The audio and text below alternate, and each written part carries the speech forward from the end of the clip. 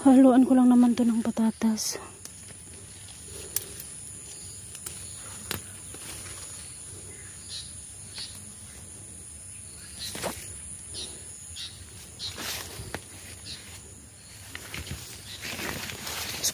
Mas gusto kasi ni Eman yung ano.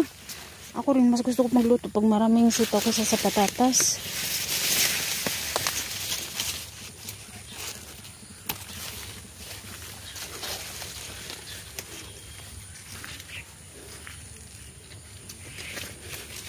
Sabi ng ano nang binan ko na harbisin ko na daw lahat kasi baka ibang tao daw yung kukuha. Ako naman is mamaya na wala pa akong oras. Kailangan ko munang ipa-eskwela itong mga bata, no? Bago tayo gumawa ng gawaing bahay.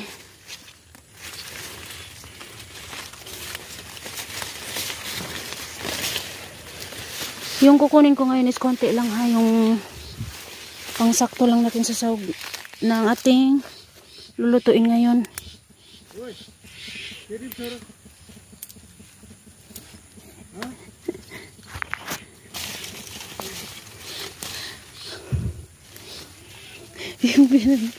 yung binan ko akala niya kung sino yung nangunguha dito. Nagalit siya kasi yung sabi niya nga sa akin is yung doon daw yung banda kung kukunin ko, pero dito ako pumunta sa side na to kasi mas malapit ito, tsaka hindi masuok masyado. Hindi mo na kailangan pumasok masyado sa maisan. Yeah. Sakto na to. Ayan na, tsaka may konti pa sa kamay ko. Ayan. So dahil sumikat na yung araw, ang haring araw, after 5 days na ulan, nagsilabahan na yung sina auntie. Naglalabas sila. Tapos yung akin naman, sinampay ko na. Oy, lityo. Ay man ko. So, yan, ito na yung naano ko kanina na yung na-harvest ko kahapon na sitaw. Kasi naluan ko. Na konti lang naman kasi yung sitaw yun. Kaya, hahaluan pa natin ulit. Ayan. So, ayan na siya guys.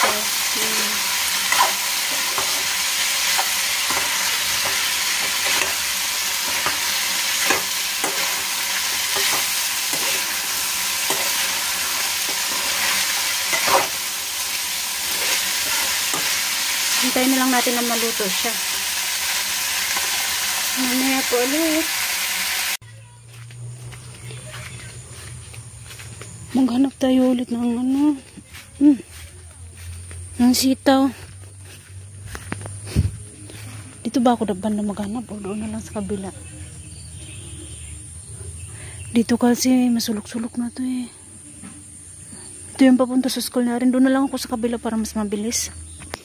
So, ayan. Dito tayo sa kabila. Yung banda pala dyan sa may isa na yan sa kabila is ano yun, madalin hasta sa liso-liso.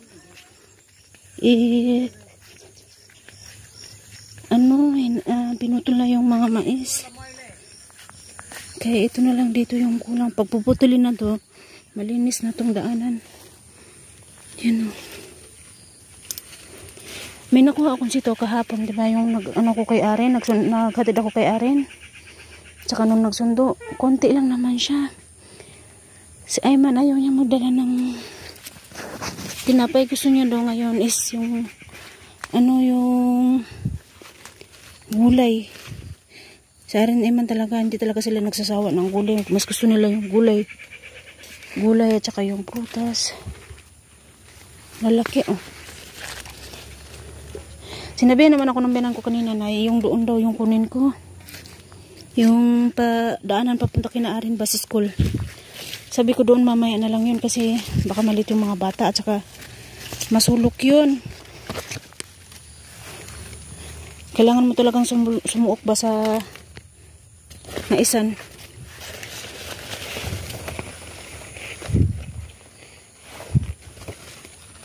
So ayun na yung baon ni Ayman. Si Aren naman, biscuit na yung baon niya. Ayaw niya na magbaon ng kanin kasi pakakainin ko naman na siya dito. And then, alas 3, pwede naman din 3:40 or 3:30 kunin mo na si Aren. So, ayun. Parang sunduin mo na si Aren mo. Si Ayman naman kasi darating siya mga 4:30, 4:20, yung ganun. Oh, ayan po. Nakaalis na yung mga bata sa school. And then, nag-ano na ako, maglilinis na ako. Yung mga nilaban ko nung kailan yun, nung 8 manata, oo, naglaba ako. Pagkatapos ng birthday ni RJ, naglaba ako. Yung, kaya hindi pa natuyo, medyo, ano tawag dito, medyo basa pa siya ng konti. Kaya sinampay ko na. Habang kanina umaga, pinakita ko sa inyo, may sikat ng araw na, di ba? Ngayon, wala. No, ano na naman, umitim na naman yung langit. So, ayun. Ganyan. Magpapalit ako ng aming bedsheet. Ayan. Nalaban ko na to, nilagay ko na, ayan. Yung nilagay ko ito yung ginamit ko nung birthday ni RG. Pero pagkatapos ng birthday ni RG, tinanggal ko siya, diba? Kasi nga may yung mga ibang dalagita dito nag-upuan, yung kapitbahay namin, kasi nahiya sila sa makihalubilo sa pamilya, namin ba? Sa tawagin ko ng pamilya namin. Ganun. Ayan. Tapos, nung pagkatapos ng tinanggal ko, ito yung pinalit ko. Yung kumot. Ano yan? Computer yan. Pero wala kasi akong ibang makapal na ganito. Ay, yung papalit natin ba? Ayan. Nag-iisa lang to. Galing po to sa Malaysia. So, kaya ang gagawin ko is, pag nilalaban ko to siya, ito talaga yung ginagamit ko. Pero kung, ngayon lang tong summer na to ha, kasi pag winter, syempre, pag winter, ibabalik ko na yung kutson natin. Kasi ngayon summer, mainit sa likod yung kutson. Kaya tinanggal ko. So, pagpatuloy na natin itong ikabit.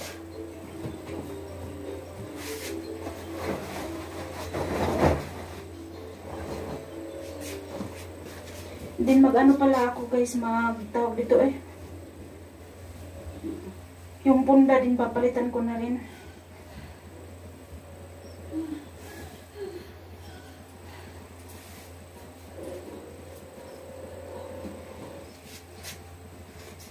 Yung punda, hindi ko na pinalitan dati nung nilabhan ko to, nung tinanggal ko itong bedsheet kasi hindi naman nadumihan yung punda.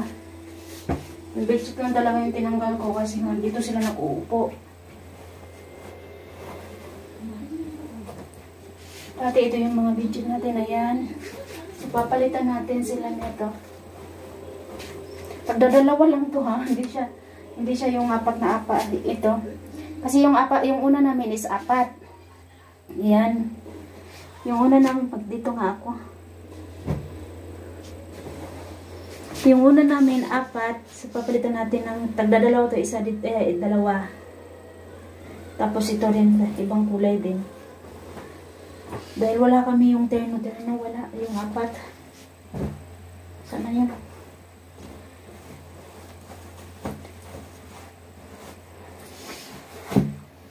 Hindi pa nga natuyo yung iba kong labahin. May labahin na naman tayo.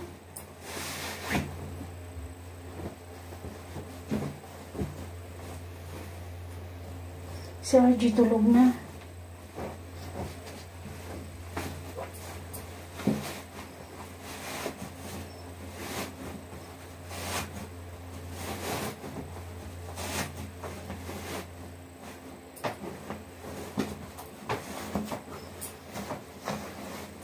Pagkatapos nito mamaya, yung mandito yung isang dalagita, yung babantay kay RG, yung kapitbahay namin mga dalagita pumasok na. Tinanong ko itong dalagita kung bakit hindi siya pumasok sa school. Wala lang daw. So tinanong ko siya nung isang araw, siguro kahapon, kahapon ng hapon, dumating din siya dito. Tinanong ko siya, dumating na ba yung mama mo? Sabi niya, oo, dumating na daw. Kailan dumating? Tanong ko, ng isang araw. So, ngayon, nandito na yung mami nila sa bahay nila. Ayoko na sa kanila. Basta pag hindi sila pumapasok sa school, pinagsasabihan ko sila, yung makinig ko. Kaya, ayoko nang mag-comment ng marami. Kasi, andyan naman yung mga nanay nila.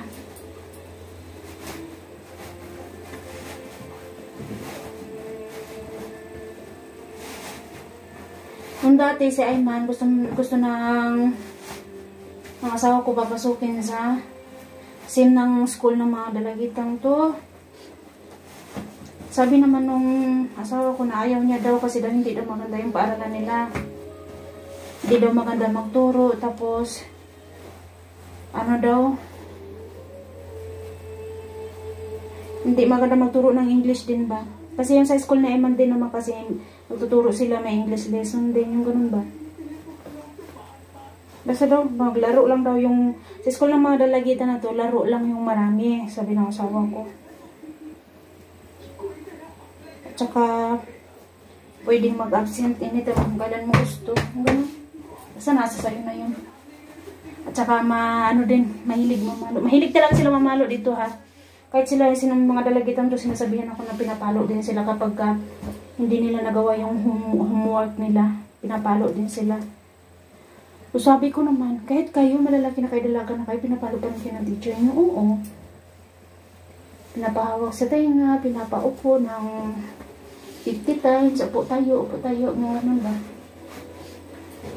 So, yun yung sabi nila sa akin. So, sabi ko naman na, okay lang pala sa inyo na papaluin kayo. Na parang nasanay na rin daw sila. So, yung mga taga dito nga, kasi wala sa pinapalo yung mga bata dito, wala lang din sila eh. May iba naman na nagagalit, may ibang magulang din na nagagalit, may iba rin na, pero mas marami yung walang pakialam na kahit pinalo na yung mga anak nila sa school, walang pakialam na ganun ba. Buti na lang yung sa akin, si Ayman, nagbago yung pagkatapos kong nung pinalo siya, diba nung nag-away talaga kami ng asawa ko. Hindi talaga ako makag-get over nun. Pero buti na lang, nagbago naman na. Hindi na pinalo.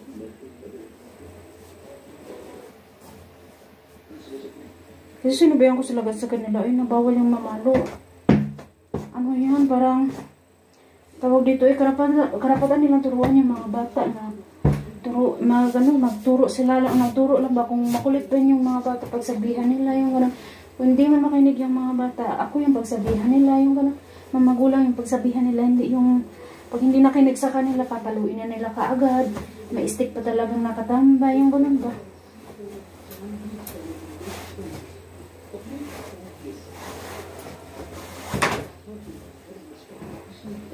Pero ngayon, tignan niya sa Emma, nagbago, and then, masipag naman talaga sa Emma mag-school. Kahit kailan yun, yung birthday ni Aren, ay ni RJ, late na kami dalawa natulog noon. Siya hindi talaga yan natutulog kapag hindi niya natapos yung homework niya. Kasi pag uwi niya dito galing sa school pa lang, tinatapos niya kaagad, inaano niya na kaagad yung homework niya. Hindi pa nga yan nakadamit, nahubad pa niya yung uniform na yan na niya. Tapos mag-homework na siya kaagad.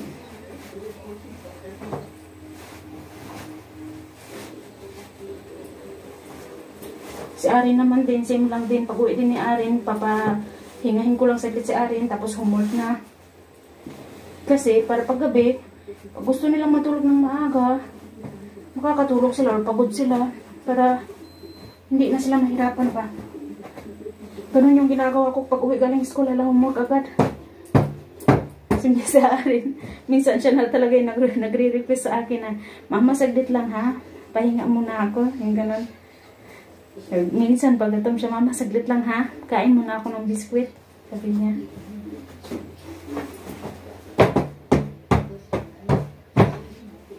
At saka natuwa ako kasi yung last exam nila is nakakuha sila ng same sila ni Ayman. Puro sila A. Tsaka sobrang saya ko eh. Kasi may yung bakod nila sa pag nila ng school. Nakuha nila sa Arin. Hindi rin ako makapaniwala na nakakuha ng ganun si Arin.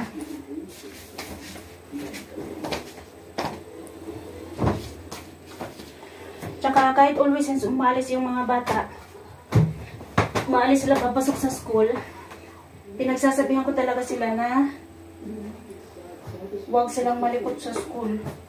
Kung ano yung sinasabi ng teacher, huwag tumahimik, huwag malikot yung ano. Pero pinagsasabihan ko yun kasi ayoko nang mapalo yung mga bata dun sa school, no? Kaya once na makaalis sila, pinagsasabihan ko na yan. Na huwag makulit sa school. Alam na nila yan. Kasi araw-araw ko na yung pabaon din eh.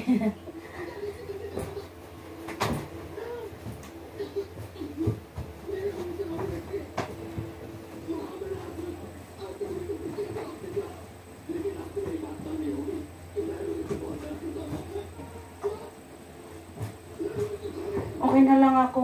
Hinayaan ko na lang yung dalagita na magtambay dito. Basta wag lang ditong gaya ng sabi ng nanay na kung pwede ko nga lang sila pailisin kung andito sila, pailisin ko na pero syempre parang nando rin ako kasi hindi rin nila maiwasan na makikipaglaro kay RG ba.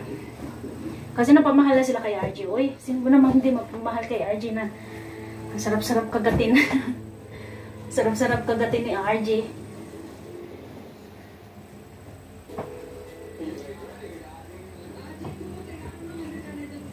Naalala ko to nung unang pasok ko pa dito yung sa bili ko pa to sa Malaysia. Ito yung ginamit ko nung unang sakay ko ng aeroplano, yung pagsakay ko ng aeroplano papunta dito. Kailan ko kaya ito magagamit? Kailan ko kaya ito magagamit ulit para sa ating pagbiyahe? Charot ha. Pagbiyahe talaga.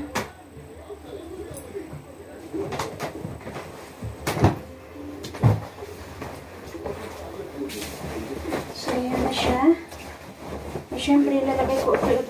Lahat ito, nilabhan ko na ito. Parang pagkatapos talaga ng birthday, nilabhan ko ito kagad. Kasi may mga tika-tikang nalalaglag eh.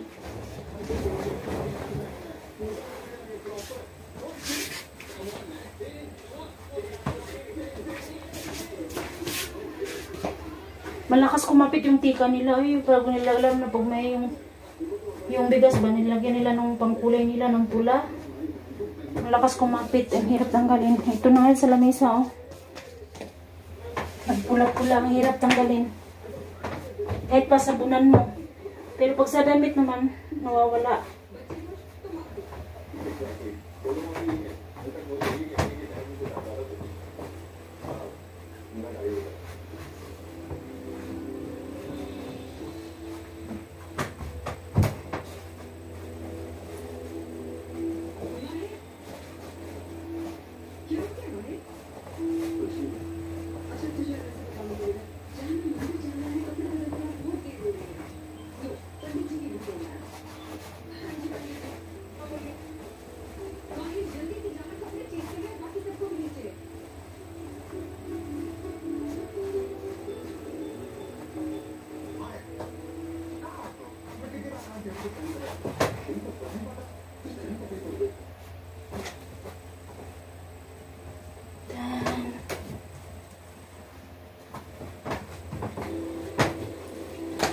So, yan. Tapos na ako.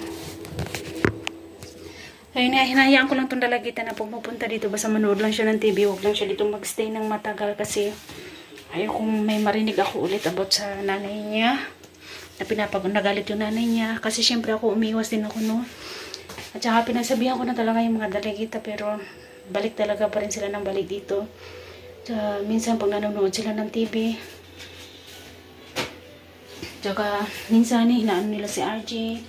Nilalaro, yung ganun. So, ayan na guys. Tapos na. Ayan. Diba? Tapos, ito na naman. Labahin ko na naman ulit ito. Ayan. Laki-laki niyan. Ang bigat yan, pero okay lang. Kaya ko naman. At saka kailangan kayanin. Wala tayong ibang katulong sa paglalaba dito. Ako lang, so dito na lang guys, oy. Si Aji, kukunin ko muna, lilipat ko siya dito sa aming higaan. At saka, wala na rin ako hugasin, nakapaghugas na ako. So, nakakain na rin kami lahat. Yung mga bata, si Ari, napakain ko na rin bago umalis. Si Ayman naman, nagkape lang siya and then tinapay. Tapos, nagbaon siya ng kanin and then sitaw. Yung niluto ko nina. So, dito na lang guys. Bye-bye everyone. Thank you so much po. God bless us all. Thank you so much. Bye! Habol guys. Ayun, nalipat ko na si RG. Tulog na tulog. Hinarangan ko talaga yun ang unan kasi natakot ako baka pumunta siya dito. Pero alam niya nang bumaba dito sa higaan namin. Pero basta hindi pa rin ako kampante. Nilalagyan ko talaga yun ang unan. So, ayan na.